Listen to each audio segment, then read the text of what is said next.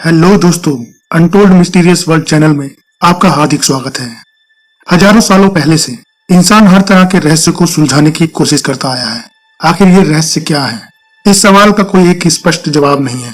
अगर इसे सरल भाषा में समझने की कोशिश की जाए तो रहस्य का मतलब एक ऐसी मिस्ट्री से है जो समझ से परे हो या जिसे समझाया ना जा सके कि आखिर ये कैसे हुआ और क्यों हुआ। ऐसे ही कई रहस्य हैं जो इस दुनिया में घटित हुए हैं, जिसे समझने में या समझाने में पूरी दुनिया आज तक विफल रही है।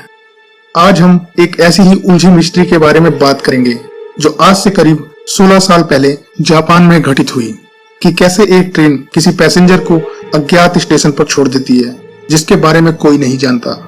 इस स्टेशन की जानकारी ना तो इंटरनेट पर मौजूद थी और ना ही किसी मैप पर और ना ही जापान के रेल विभाग के पास।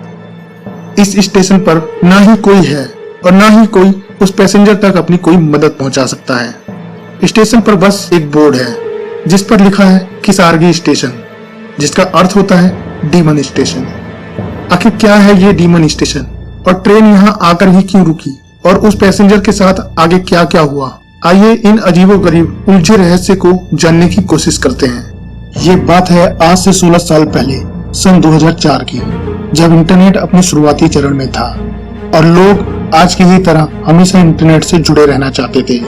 चाहे अपना पर्सनल एक्सपीरियंस शेयर करना हो या अपनी राय देनी हो या कोई दूसरा विचार विमर्श, इन सब के लिए लोग इंटरनेट फोरम्स की ओर रुख करते थे। इन फोरम्स पर कोई भी व्यक्ति अपनी बात रख सकता था और बाकी के लोग उस पर कमेंट करके एक दूसरे से इंटरेक्ट कर सकते थे।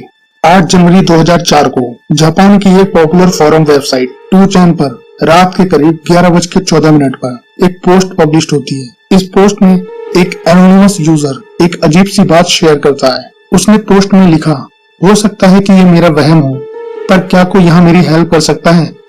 उस अज्ञात यूजर ने बस इतना लिखा और उस फोरम पर उस वक्त ऑनलाइन लोग उत्सुकता और मदद के भाव से उसकी मदद के लिए तैयार हो गए।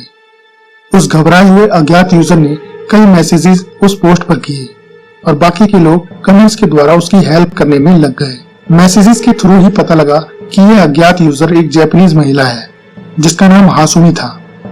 8 जनवरी 2004 को हासुमी ने शिनहमात्सु स्टेशन से रात के समय ट्रेन पकड़ी और ये ट्रेन वो अक्सर अपने आने जाने के लिए इस्तेमाल करती थी, पर ट्रेन लगभग 30 मिनट से रुकी नहीं थी, जबकि जिस ट्रेन में वो सफर करती थी वो हर 5 से 7 मिनट में रुका करती थी। घबराहट और परेशानी ने उस लड़की के दिमाग में घर बना लिया था।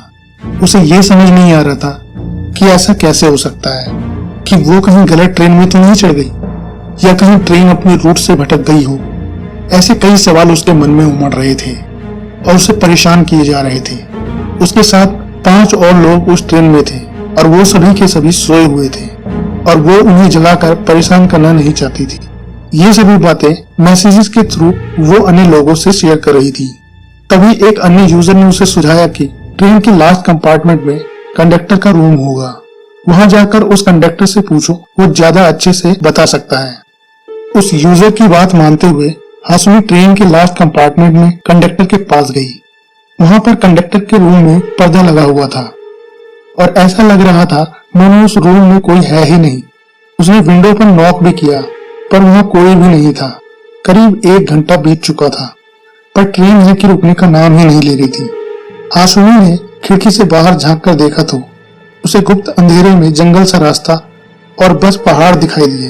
बीच बीच में कुछ घर भी दिखते थे पर ऐसा लगता था मानो उनमें कोई नहीं रहता।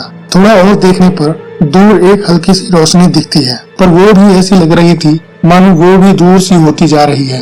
हासुमी को कुछ भी समझ नहीं आ रहा था कि वो क्या करे, किसकी मदद ले और कहाँ जाए।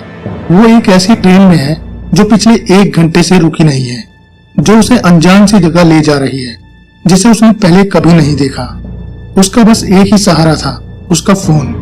उसने अपने फोन से इस जगह के बारे में पता लगाने की कोशिश की पर वह उसमें कामयाब नहीं रही। उसने अपने फोन का जीपीएस ऑन करके देखा पर जीपीएस से भी कुछ मदद नहीं मिली। जीपीएस ने मानो काम करना ही बंद कर दिया हो। थोड़ा समय बीता और एक मैसेज और उस पोस्ट पर आया कि अभी अभी ट्रेन एक टनल से निकली है और अब थोड़ी सी स्लो हो रही है। हो सकता है कि ये रुकने वाली है पर शिनहमात्सु के रूट पर कोई टनल नहीं है। कुछ देर बाद ट्रेन रुकी स्टेशन एकदम वीरान है, यहाँ कोई नहीं है। बस यहाँ एक बोर्ड लगा हुआ है जिस पर किसारगी स्टेशन लिखा है। जो लोग मेरे साथ हैं वो अभी भी सो रहे हैं। परेशान हाशमी ने मैसेज में लोगों से पूछा कि मुझे क्या करना चाहिए, कि मैं इस स्टेशन पर उतर जाऊं या किसी से मदद मांगूं। कुछ लोगों ने उसे उतर जाने की सलाह दी तो कुछ लोगों ने उसे ऐसा ना करने की। उत्सुकता के चलते हाशमी उस स्टेशन पर उतर गई और उसने पाया कि वह स्टेशन पूरी तरह से खाली पड़ा है और ना ही वहां कोई दूसरा पैसेंजर था और ना ही कोई स्टेशन मास्टर।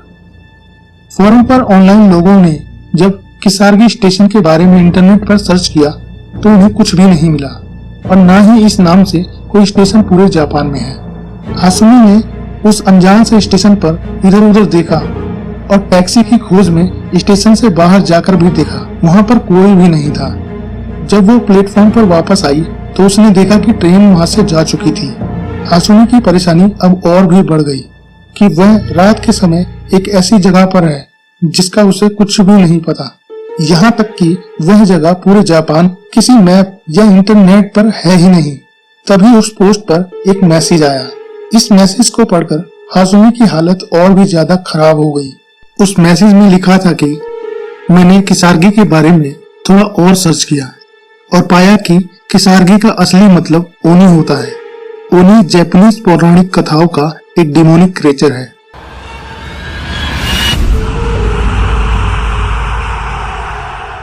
इस कहानी के इस भाग में बस इतना ही, पर आपको कहीं जाने की जरूरत नहीं है क्योंकि इस कहानी का अगला भाग हमारे इस चैनल पर आने वाला है। तो गाइस, वीडियो को अगर आपने अभी तक लाइक नहीं किया है तो फटाफट से इसे लाइक करके चैनल को कर दीजिए सब्सक्राइब और नोटिफिकेशन को सेट कर लीजिए ऑल पर। तो अगले भाग के आने तक दिल थाम के बैठिए।